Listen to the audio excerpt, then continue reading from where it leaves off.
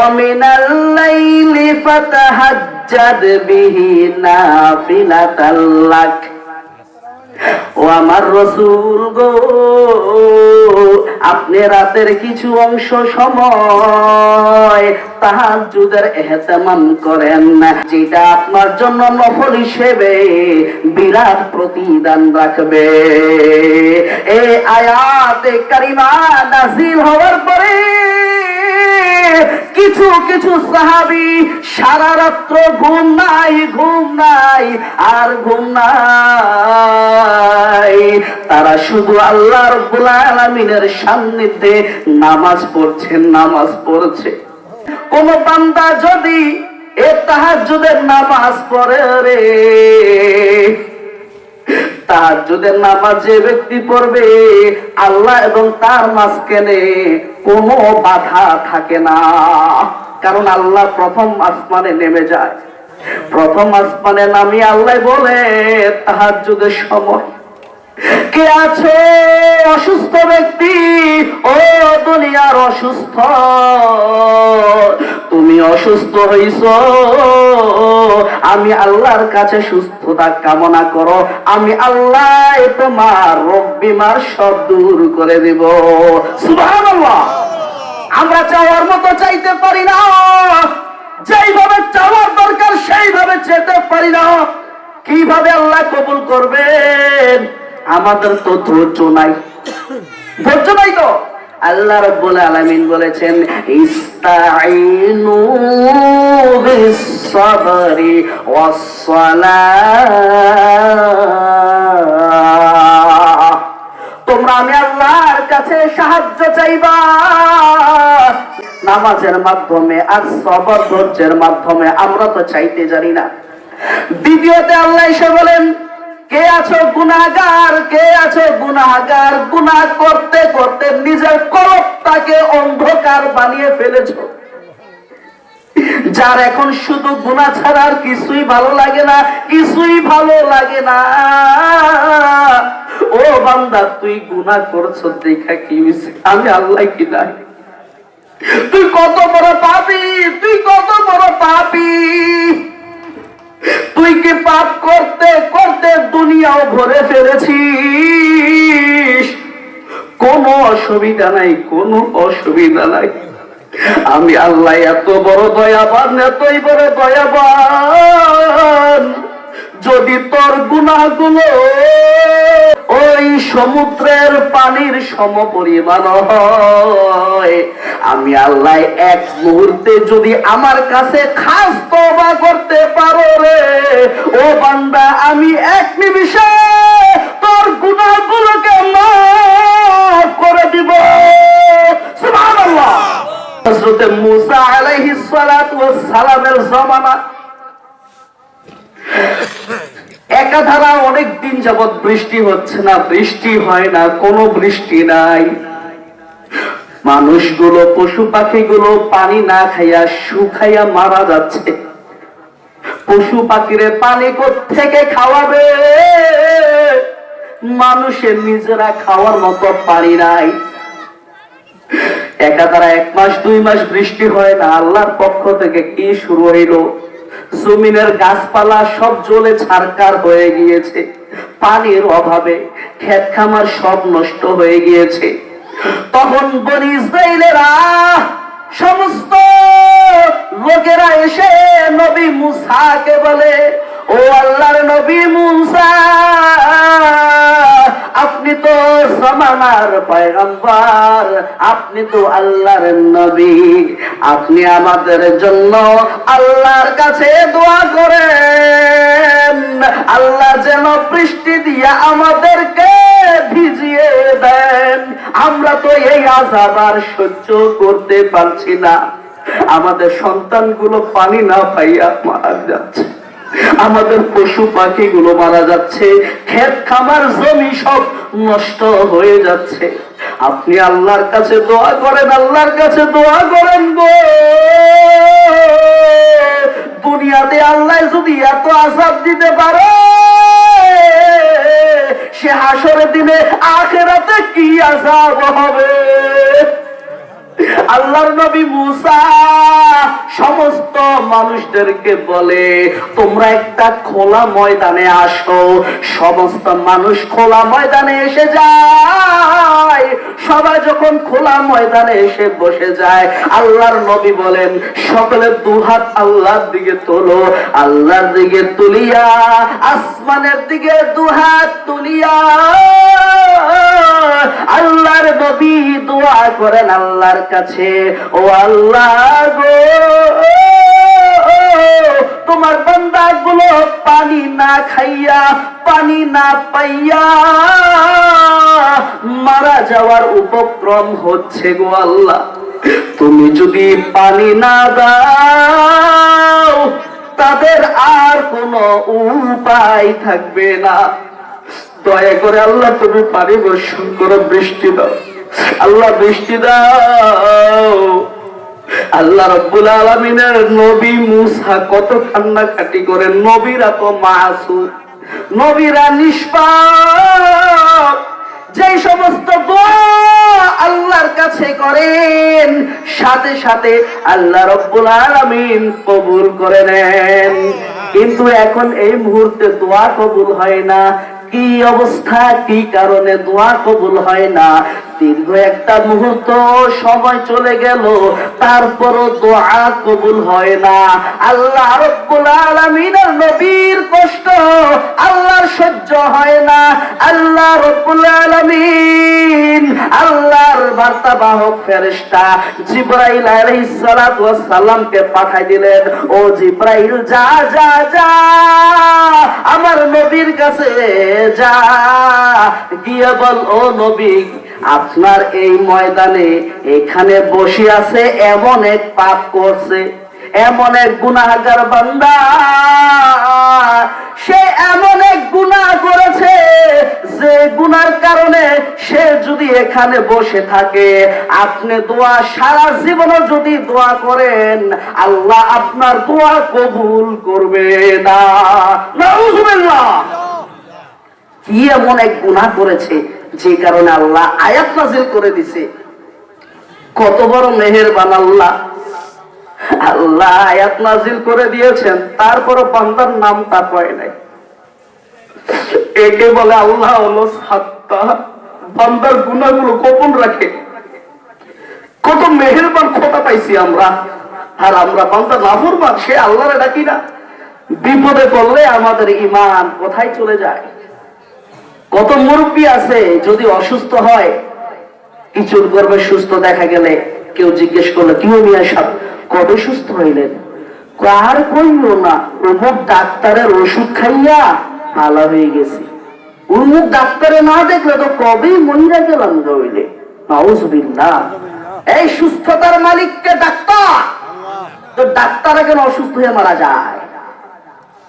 ও আল্লাহর বান্দা, তুমি ডাক্তারের নাম কইয়া দিলা। তুমি যদি কথাটা এইভাবে বলতা আল্লাহ রাব্বুল আলামিন অমুক ডাক্তারের উসিলায় আমাকে সুস্থ করেছেন, তাহলে তোমার শিরিক হইতো না, তোমার গুনাহ হইতো না। ডাক্তারের বাপের ক্ষমতা নাই তোমার অসুস্থতা দূর করার। ডাক্তার নিজেই তো অসুস্থ হয়ে মারা যায়। ডাক্তার নিজেকে বাঁচাতে পারে না কেন? কারণ সুস্থতার মালিক কে? আরো জোরে বলুন কে? আরো জোরে বলুন কে? সে আল্লাহ।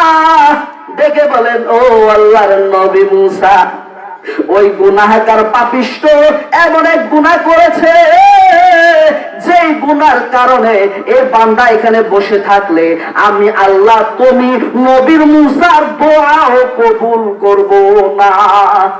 আল্লাহর নবী মুসা দেখে বলে কোন এমন বান্দা এখানে বসে আছো যে এমন এমন গুনাহটি করেছো, তুমি যদি এখান থেকে উঠে চলে না যাও আল্লাহ রাব্বুল আলামিন তোমার জন্য আমাদের কারোই দোয়া কবুল করবে না। আর আল্লাহ যদি দোয়া কবুল না করেন, এইভাবে বৃষ্টি না হলে সমস্ত মানুষগুলো পানির অভাবে মারা যাবে। নাউজুবিল্লাহ। এখন আল্লাহর বান্দা যে গুনাহটা করছে সে তো বসে আছে, সে মিটি কান্দে মনে মনে, আল্লাহ কতবার তুমি মেহেরবান, আমি এত পাপ করেছি যে কারণে তুমি আমার নামটা পর্যন্ত বলো নাই। সে এখন এখান থেকে উঠেও যেতে পারছে না, কারণ উঠে গেলে মানুষ বুঝবে ওই গুনাহগারটা কেটা। আবার জোরও কানতে পারে না, তারপরে মানুষ বুঝে যাবে, তাই না? বান্দায় বসে পুরা বিপদে, কিন্তু বান্দা মনে মনে এত কান্না কানছে আর এমন ভাবে তওবা করছে, কিছুক্ষণ পরে দেখে ঝড় ঝড় ঝড় ঝড় বৃষ্টিতে সব ভাসায় দিছে। সুবহানাল্লাহ। তখন বনি ইসরাইল গুলোতে এমনিতেই জানেন একটু তেরা মার্কা, ওরা বলে, ও নবী মুসা, তুমি না কইলা আল্লাহ না এমন বান্দা বসে আছে বিধায় আমাদেরকে বৃষ্টি দিবে না, কাউকে তো উঠতে দেখলাম না, তো মিশা কথাটা তুমি কইলা না তোমার আল্লাহ করো? নাউযুবিল্লাহ। এই জন্য বনি ইসরাইলদেরকে আল্লাহ বলেছেন অভিশপ্ত জাতি। কি জাতি? অভিশপ্ত। কারণ তারা কিছু হলেই হয়তো নদীর উপর দোষ দেয়, নাইলে আল্লাহর উপরে দোষ দেয়। তখন আল্লাহ রাব্বুল আলামিনের কাছে আল্লাহর নবী বলেন, আল্লাহ বৃষ্টি তো দিলা, আমাদের দোয়া কবুল হইল বুঝলাম, কিন্তু ওই গুনাহগারের কি অবস্থা হইল? এখন মানুষ তো আমাকে মিথ্যাবাদী বলছে, নয়তো তোমারে মিথ্যাবাদী বলছে, এটার একটা সুরাহা করো আল্লাহ। আল্লাহ রাব্বুল আলামিন জিবরাইলকে পাঠাই দিছে, ও নবী মুসা, আল্লাহ যা বলেছেন তাই সত্য। ওমান আসদাকু মিনাল্লাহি হাদিসা, আল্লাহ চেয়ে বড় সত্যবাদী আর কে আছে রে বান্দা? আল্লাহ চেয়ে বড় সত্যবাদী আর কেউ নাই। আর তুমি নবী মুসা, তুমি কখনো মিথ্যে বলতে পারো না, তুমিও সত্য, তোমার আল্লাহ তো বড় সত্য। তবে এখানে কাহিনী হলো, ওই বান্দার কাছে, মানুষের কাছে যখন তুমি এই ঘোষণাটা দিলা, এই ঘোষণা শুনিয়া বান্দায় উঠে যেতে পারে না।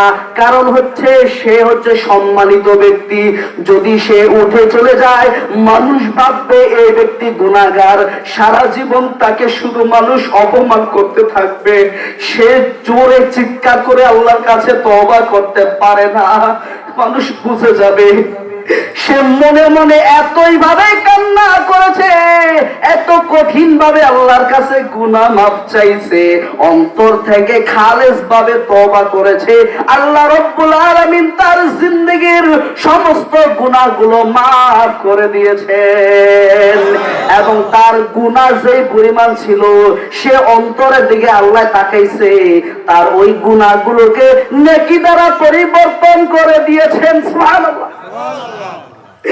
এখন ওই গুনাহগার আর নাই, ব্যক্তি আছে গুনাহ নাই, ব্যক্তি আছে গুনাহ নাই। এই জন্য আল্লাহ রাব্বুল আলামিন বৃষ্টি দিয়ে সকল মানুষকে তোমাদের আনন্দ দিয়ে দিয়েছেন। সুবহানাল্লাহ। ও আল্লাহর বান্দারা, ওই যে বনি ইসরাইলের গুনাহগার ব্যক্তি, সেই ব্যক্তির চেয়েও কি আমরা বড় গুনাহগার হয়ে গেছি? না না, আল্লাহ রাব্বুল আলামিন এখনো পূর্ব দিকে সূর্য উঠান, পশ্চিম দিকে সূর্য ডুবান, এখনো বৃষ্টি দেয়। বোঝা গেল ওই ব্যক্তির মতো দুনিয়াতে এখনো কোনো গুনাহগার নাই। তাহলে ও এত বড় গুনাহগারকে যদি আল্লাহ রাব্বুল আলামিন গুনাহগুলো মাফ করে দিতে পারেন এবং তার গুনাহের পরিবর্তে সওয়াব লিখে দিতে পারেন, আপনাকে আমাকে কি পারে না? পারেন না আল্লাহ? এখন থেকে আল্লাহর কাছে গুনাহ মাফ চাবেন তো ইনশাআল্লাহ?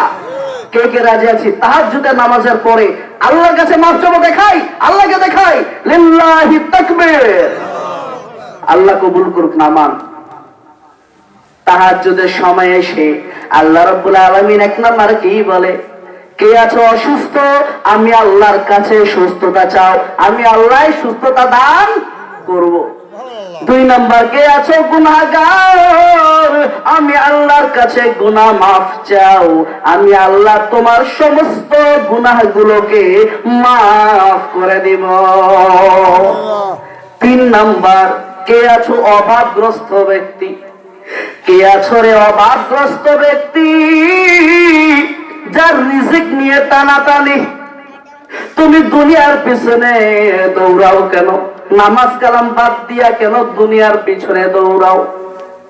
দুনিয়ার রিজিক অন্বেষণ করা ফরজ আল্লাহ রব্বুল আলামিন এবং তার রাসূল ফরজ করেছেন হালাল রিজিক। তলাবুক কাসবি হালালি ফারিজাতুন বাদাল ফারায়েজ। তিরমিজি শরীফের হাদিস, আল্লাহর নবী সাল্লাল্লাহু আলাইহি ওয়াসাল্লাম বলেন, তোমার অন্যান্য ফরজ ইবাদত আদায়ের পরে যেমন 5 ওয়াক্ত নামাজ, এই ফরজ ইবাদতগুলো আদায়ের পরে তুমি হালাল রিজিক অন্বেষণ করবা, এটাও আল্লাহ ফরজ করে দিয়েছেন। হারাম রিজিক না হালাল? হালাল রিজিক অর্জন করতে হবে। তাই কে আছো রিজিকের অভাব, তুমি চেষ্টা করছো হালাল রিজিক অন্বেষণের জন্য, ব্যবস্থা হয় না, দোয়া করো আমি আল্লাহর কাছে, আমি আল্লাহর কাছে চাও, আমি আল্লাহ তোমার হালাল রিজিকের ব্যবস্থা করে দেব। সে আল্লাহ পারেন কিনা? তাই আল্লাহর কাছে আমরা চাবো। আল্লাহর বান্দা, যদি চাওয়ার মতো চাইতে পারি কেন দিবেন না আল্লাহ? খোদা তোমায় আমি ডাকতে জানি না, ডাকার মতো ডাকলে খোদা কেমনে শোনে না। আগের কালে মুরব্বীর এগুলো বলতো, কলিজা ঠান্ডা হয়ে যায় না? এখন কি গোসল মানে থাং তুং ফাং ফুং, আরে কলিজা ঠান্ডা হয় না। সবাই বলেন না, খোদা তোমায় আমি ডাকতে জানি না, ডাকার মতো ডাকলে খোদা কেমনে শোনে না।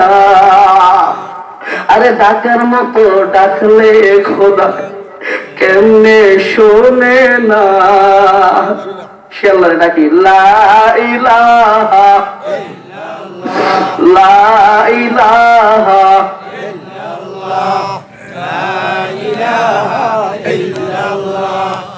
লা ইলাহা